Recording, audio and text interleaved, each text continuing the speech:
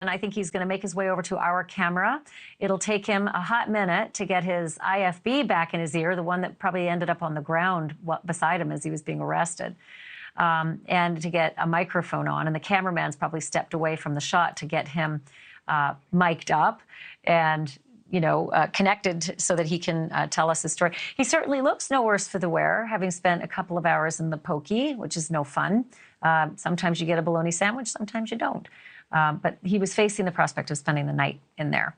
And again, it's critical that everyone knows if the governor right away said this was wrong and apologized right away, it's a long 4.5, 5 hours to spend, waiting to find out if you're going to spend the night and then see a judge at 9:30 in the morning, which I think, or 8:30 in the morning, something like that. He was, that was the prospect anyway.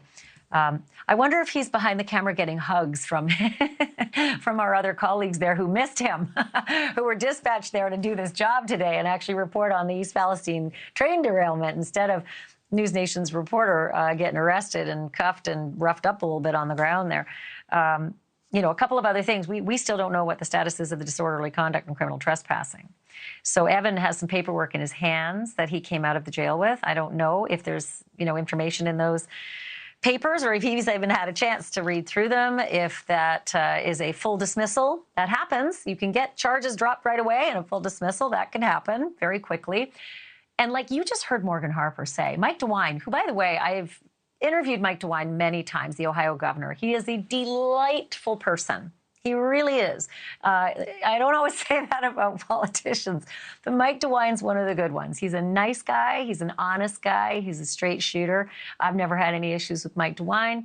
And to hear him give that apology on the air live after what Evan went through, it sounds like that's a pretty strong statement. So I was actually surprised that it took as long as it did.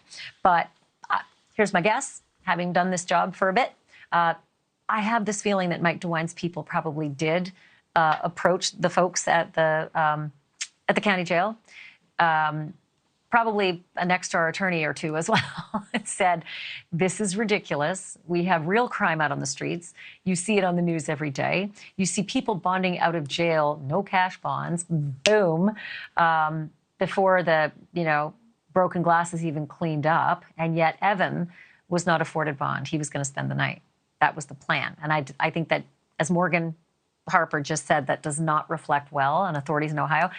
I am a big fan of police. I think they put their lives on the line every single day to protect us. There's nothing more dangerous than just stopping a darn car. And most of us have no idea just how much risk is involved in that.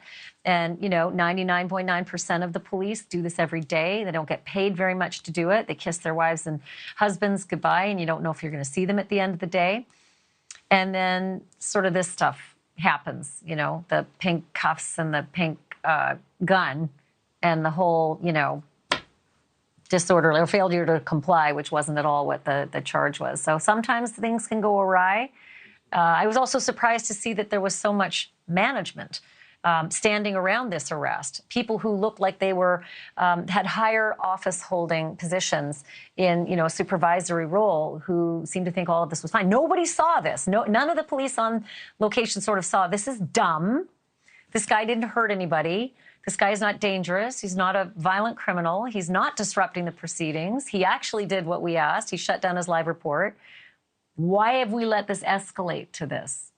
He is a reporter. He does have a First Amendment right to do this job. And Evan, from all accounts, seemed to us to have been simply trying to let them know, I am a reporter and I have to do this job, and that's what I'm doing, and it's inappropriate to kick me out. I complied with you. I do need to do this job. Maybe we'll hear otherwise, but like I said, thank you for watching. Go to newsnationnow.com to find NewsNation on your television provider. And don't forget to click the red subscribe button below to get more of NewsNation's fact-driven, unbiased coverage.